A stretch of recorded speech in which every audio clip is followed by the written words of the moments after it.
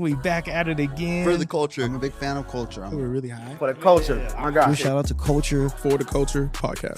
Type. Appreciate you for having me, man. It's a pleasure to be here. Welcome back for the Culture podcast. We are here with the one and only Chef T.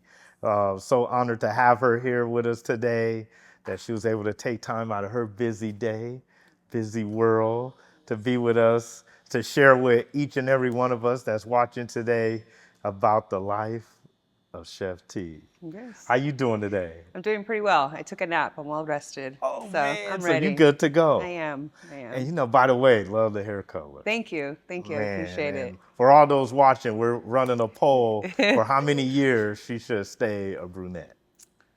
For a good while. I'm here. I'm here to that'll last. work. It's here to last, yeah. So, Chef, Yes.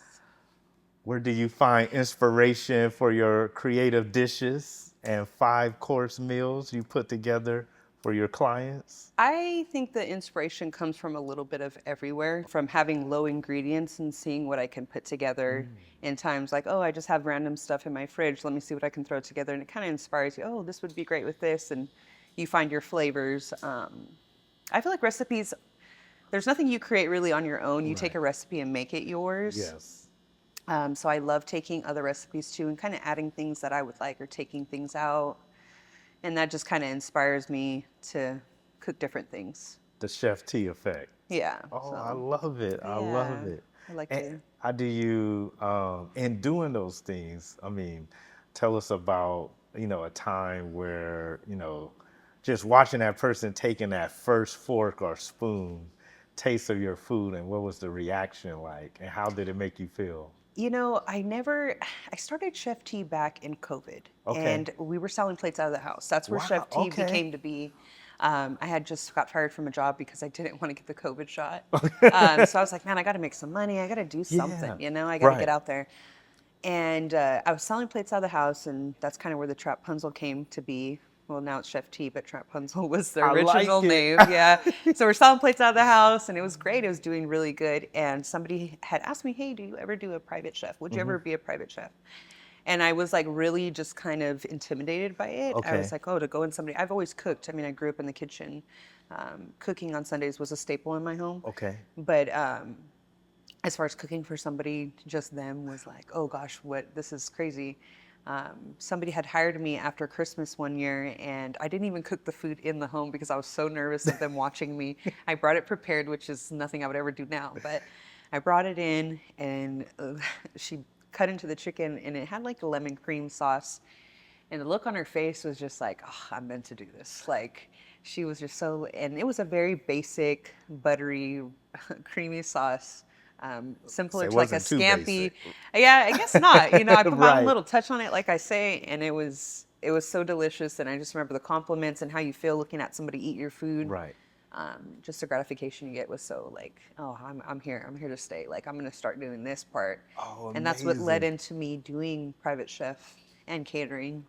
So yeah, that was the first moment of me not preparing the food at the house. I came in with it ready, and it was still so great. So it was like, Oh, I all right. love it. Yeah. So you cater, of course, a variety of events. Yes, I right? do. And what has been one of your most memorable experiences serving community through food? Like good experience or bad experience? 'Cause Oh, I man, let's talk about it all. Yeah, because I think it comes with the good and bad. You learn from every event. Right. You're better because of every event. True. And I've had events where I went in totally confident, and I'm like, yeah, these people are gonna love it, and then it was just terrible. Like, everything fell apart. It was just not good. I've done a few big events. I think the most one that I really, really loved, it was an event, I think for disabled children. Okay. And I went in, and the compliments, and they were so kind. And they would come up, and your chicken's so delicious, and or your meat, your mac and cheese. People love mac and cheese, so it's like when you get on their good side with the mac and cheese, it's Yes. like you're Oh, in there. you're You know in. what I mean? So it was that event. It was a Christmas event, and I just remember being so stressed out. I was really stressed out. I do a lot of events by myself as far as prep and cook. Okay. I'll hire people to come in and help serve or clean and whatnot, but that event, man, I was just like, these kids are just so beautiful. Like, they're sitting there complimenting me. And it just went so smoothly. And I was so stressed out before, and I came in, and it ran good. So that was a good moment. That was a memorable love it. moment. Yeah. Oh man. And of course, you touch a lot of hearts, Yeah, food can bring that people day. together for Oh no, sure. absolutely. And Anywhere doing it you for a go. great cause. Yeah, yes, most importantly, yes. Oh man, that definitely is an event to remember. Yeah. So I hear you enjoy hiking. I love hiking. I Right. love the mountains. Yeah. And so you love being Of outside, the course. fresh Yeah, air. fresh air. I love the beach too, but the mountains is where I find peace. Okay. Where I go to just kind of decompress, not decompose, That's your haven. decompress, and I get out there and I cook. I do what I love out there, and Wow. yeah, it's just like bringing both of those together. It's perfect. So being in the mountains, do you Yes. actually like take things that you may find, for example, a flat rock and Not being able to no. create fire? So recently, the gentleman that I go with, Peak Dining, we want to open up like a open fire concept cooking, Oh, where we cook over break the that fire. down. Yeah, Okay. so we'll have like rods coming up, Yeah. meat hanging, fruit hanging. Wow. We recently did a half dome hike, and Okay. afterwards we came back, we cooked. We kind of like touched on it, but I want like a huge. So we both want like that huge fire, Yes. those rods hanging over. So that would be something that we would take obviously from the land and put it together and kind of be creative in that Ooh. sense. Yeah. I like Um, that. I mean, yeah. that's an experience I think Oh, a lot of 100%. people would love to Yeah, a come lot of out people and are like, they've experience. seen the picture on Instagram and they're like, oh my gosh, do you sell tickets for this? And once you hit them with the price, they're like, oh, well, but because it's not cheap to do anything. Cooking out there True. is expensive True. and labor included is rough, but it's definitely enjoyable though. Like it's Right. something that I definitely love to do. Man, how many hours would you say an eventful night would you do like a For overnight in include like Yeah, camping, yeah, so you we did know? the half dome hike. That's a day in itself. That's a Okay. 16-hour day for the hike Oh itself. So when wow, we came 16 back, hours. yeah, it was rough, but it was really great. But getting back to camp, Uh-huh. there is curfew in certain areas that you can't campsites. So we had about 4 hours of sunlight Okay. left and 4 hours of cooking left. So we rented it overnight.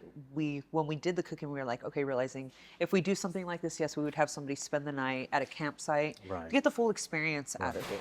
Right. But also, we've done an event where people just came for a couple hours and we cooked for them on the side of the rock. So Okay. that was, there's different ways about it. Yeah. Yes. Yeah, and depending if they want to hike too. Yeah. So. Wow. Would you with that experience, do you find yourself actually recreating that possibly like at a beach or Oh, I would love somewhere to. wildlife? Even if in like country, like somebody Yeah. had a big yard and we can Right. recreate that in that Acres. space. Yeah, like that's Yeah. beautiful. That's great too. True. Peace is in the mountains for me, but I love cooking. So like if I can bring that to somebody else's and kind of recreate man. what we do over there, that would be awesome. I would love that. Man, I would love to see that. I Yeah, mean, definitely definitely. sign me up. Yeah. I'm definitely getting tickets. For sure. How does, being outdoors influence you as a chef? It's just you think a lot when you're outdoors. When it's quiet, you just kind No of interference. you think, yeah, you just keep Right. thinking. So then it's kind of rerouted me a few times. Being on this journey as an entrepreneur and cooking, you just constantly have to evolve Right, and do right. things differently and find new ways to do things. So going out there has really brought clarity for me. It helps me be creative.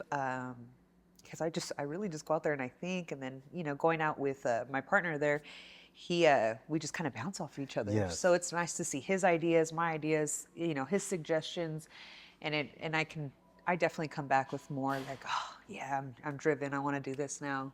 Love it. So yeah, that's a good part. Have there ever been an experience where you went there with the mindset of cooking something, but by being in that environment, you decided to pivot into making a different dish? I wouldn't necessarily. I come pretty like ready to go. I mean, obviously in the mountains, you have to have your supplies ready and Right. stuff. But no, not really. Yeah, Okay. not. I guess not yet. We'll see. We'll see. It's coming. Yeah. Share with us an experience in the mountains and cooking with friends. What's that like? So the very first experience that I would have to say was very, very enjoyable is I met Peak Dining on Instagram. I hit him up. I was like, hey, I want to go out there and cook with you. And he's like, all right, yeah, let's go. And that's where it originated with cooking in the mountains. It was with him. So when we went out there the very first time, we were kind of calling it like a chef competition, Okay. but just Oh, between okay. us, Right. Right. So I had a dish, he had a dish. These people were getting off the bus and they were going to do some painting. They were going to Okay. paint the mountains and stuff. So they Oh. just stopped on the side of the river and they were sitting there setting up. And they're like, "Are you selling food out here?" And I was like, "Man, I wish this is a really good idea, but no, I'm not. We're out here, we're enjoying it." And they're like, "Well, you got some fine dining going on." I think I made some rice cakes with like avocado and some shrimp on top. Whoa. Yeah, it was very, You went because all in. we were competing. Right. So it was like, all right, I'm going to bring something good. And they were just so fascinated. It was so fun. It was so nice. They were just like so taken away that we were doing that on a side of the mountain. Yes. They're like, what? Like, you for fun? And I'm like, yeah, like we're out here, we're just enjoying the scenery, enjoying it, and we're cooking. So, and those people still hit me up till this day, and they want to book dinners, and it was really, That's really amazing. nice. It was really cool. So, man, there was a connection made there. Definitely. Wow. I think that's what kept me going to the mountains, and then, we keep doing more things with it. So I definitely feel myself being in that scenery for a while. So, were they able to taste your food that Yeah, day? yeah, we did tastings. We gave it to, because there was a lot of traffic that Okay. day. This party that was painting, about 15 people, so they all came in, got samples, and they were just like in such awe about it, which was beautiful. That's amazing. Yeah. Oh, man, that's an experience. I think. People were like stopping, and they were like, "Hey, are you selling food?" And I was like, "Man, you could really make some money out here. I'm sure they'll put a stop to it." But yeah, I was like, "Oh, I wish I could, but no." So we were just giving it away. We were like, Oh, "All right." man, I love it. Yeah. As a mother and business owner, how do you balance family life while continuing to grow your culinary business? That one I like to keep separated. I have Yeah. 3 children. Okay. I share custody with their dad, and we're very good co-parents. So we split the That's week. amazing. Yeah, Blessing. very much so. We split the week, so I get him 3, he gets him 4 days, and the 3 days that I have them, I don't work. I don't do anything that has to do with Right. my business side. Yes. I mean, of course, I'll be on my phone because we're always on our phone as business Oh, right, owners. right. But as far as work-wise, like I really do my hardest to give them my complete attention. Yes. Because I feel like once I start mixing the two, it just becomes chaotic in both lives. So I want them to know, like, I'm focused on you, but I want you to see that I'm doing some pretty cool stuff too. Yes, yes. I got a teenager and he don't think I'm cool at all, but No, he'll what? grow up and oh, he'll realize that man, I'm cool. hopefully he sees this podcast one day. Yeah, to hopefully. see how cool but mom is. No, but I keep them separated, and I think it's a good balance. Yes. And then the days that I don't have them, I'm full focused. I'm driven. I'm doing my thing. So. Wow. But he loves your food. No, he does not. No, Really? he's Oh, my you know what? goodness. These I'll kids, take your plate. right? He's a little picky. I won't lie. He likes the same thing. He always asks for chicken and mashed potatoes, which I don't mind. And he asks for like this cream sauce that I make. I'm like, fine, whatever. But when I'm like trying to make new dishes, I'm like, can you just try it? And he's like, no, ew, no. I'm like, I don't know where you came from. Oh, my God. You're not. This can't be real. He's your but, critiquer, Yeah. right? So he'll let me know for real. So, food brings people together, Yes. right? And what does being part of the Fresno community mean to you? Fresno community, everybody in the Fresno community is really supportive when it comes to food, and it brings people together. So anywhere you go, there's a group, there's food, Right. So I feel like a group, like community they're supportive, Yes. on this, and just doing little things like the competition I did a few weeks ago. That was really interesting. You get to meet other people that cook, or, wow. Daniel and Claire were there, and that was like pretty cool in my eyes, So Yes. those are people that inspire me and get me going. So That's amazing. So you did a competition. yeah, Man, let's yeah, we talk did a about food. that. Yeah, we did a food competition. It was out in Clovis. Okay. Yeah, so Daniel and Claire, Chef Anna was there, Peak Dining, and I assisted him. And we kind of just battled on 3 courses. They had Right. a surprise ingredient that was a seasonal ingredient that we had incorporated in every dish. Okay. which was pretty cool. You know, it puts you, it just got your adrenaline going, and you're in the zone. You Right, know, so right. it was a really beautiful experience, and that part right there, you know, you don't really get to hang out with these people very often. So when we got together, it was cool just to catch up with people That's and amazing. just see them, see how they work. You know, And a it's good really beautiful. outcome in the It competition. was. It was very fun. I've Right. never done anything like just a competition like that, you know, 30 minutes for each course, and you had to pop Whoa, out three that's it. courses. So, yeah, it was like really just like, all right, you got to think on the spot. Like, Right. what can you do, you know? Right. And it was just so, I just remember leaving and I was like, man, went into it so nervous, and I left and I was like, I would love to do that again. I would love to get Yes. out there and see what I can make. Like, it was really good. I mean, we definitely got to get you in there again, Yeah, for most sure. definitely. Maybe bring people to, Yeah. No, that would be your great. domain, which is the mountains. Yeah, no, I that'd would be love dope. that. That is really True, dope. true. Yes. As the sun is going down and the Yeah. moon is coming up, Oh that gosh. that'll be Yosemite an is so amazing beautiful, night. and I think people would just love that too. Oh, for Yeah. sure, for Yeah. sure. Say, what are some of your favorite dishes to create? Favorite dishes? The question is rough. I feel like that's a very common question for people to ask a chef, and it's fine because I just love cooking. Right. If you're asking for a specific dish, I don't have just one. In general, I like sauces. I love a good sauce. Oh, I love a good whoa. pasta. I love making pasta. I love that. But I love cooking in general. So So how old were you when you decided to cooking, get into cooking? well, you know, honestly, as a child, like I said, we cooked every single night, and Okay. all the dishes were made from scratch. My aunt was really big into cooking. She cooked really well. I hated it as a kid because I Really? was a You prepper. you didn't like the work? No, I didn't want to chop up everything. Cooking, you ever had menudo and try to cook up all that stuff? Right. Oh man, It's a cutting lot that of up. work. No, thank you. Like, and we were over there just all day, you know, grating cheese. Like it was just like, ugh, I hate this. I always loved at the end because we would get together at the table and we could have been at each other's throats all day. When we get to that table, we were cool. Everything was good. We were eating. Oh, We're yeah. enjoying each other's company. We're laughing. So I loved that part as a child. In my 20s, I didn't cook at all. Really? At all. I worked as a phlebotomist for 11 years. So I worked really long hours. I would work like 14 days straight. So getting home, I had, started having children, and I was like, nah, I'm not cooking. Wow. Yeah, so when I was pregnant there with was no my- passion. No, none. Oh, And my so when I had my goodness. third child, I was kind of like in this nesting phase, and I was just like, what can I do to kind of fill in some time? Right. Being home, I started cooking recipes, and just kind of gravitated towards it again. So like I said, once I got back off of maternity leave, it was during COVID, and Okay. yeah, they were like, if you don't get the shot, you can't come back. I was like, well, sayonara, Right. I'm out of here. And so the cooking really took off then. Yeah. So I Whoa. got re-inspired, and I was just like driven after that point. Oh man. Yeah, I'd put all my Family cart, had to put been my cart. happy. I would always like potlucks at work. I would bring food, and they're like, "Man, you should start a food truck," and da da da. And it just seemed impossible. Yes. It didn't seem reachable. I was like, "Oh, it's nice for you to compliment me, but I don't think that I would take this to that level," Really? So COVID really pushed me to just really follow my dreams. Yeah.